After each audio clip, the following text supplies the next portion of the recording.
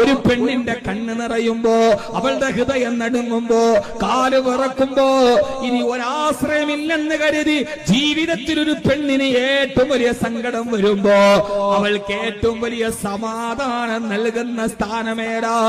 ഭർത്താവിന്റെ നെഞ്ചകത്തേക്ക് മുഖം ചേർത്ത് വെക്കുമ്പോ ആ ഭർത്താവിന്റെ കരവിരലുകൾ അവളുടെ തലമുടിയിലേക്ക് ചേർത്ത് വെച്ച് ആ ഭർത്താവ് ഒന്നും മുടിയണ്ട, ഒന്നും പറയണ്ട, ആ പ്രിയപ്പെട്ട ഭാര്യയുടെ നിന്റെ നെഞ്ചകത്തോട്ട് ചേർത്ത് വെച്ച മുഖത്തെ ഒരു കൈകൾ കൊണ്ട് ചേർത്ത് നെഞ്ചിലേക്കൊന്ന് അടുപ്പിച്ചു വെച്ച് അവളുടെ നെറ്റിത്തടത്തിൽ ഒരു ഉമ്മ കൊടുത്താ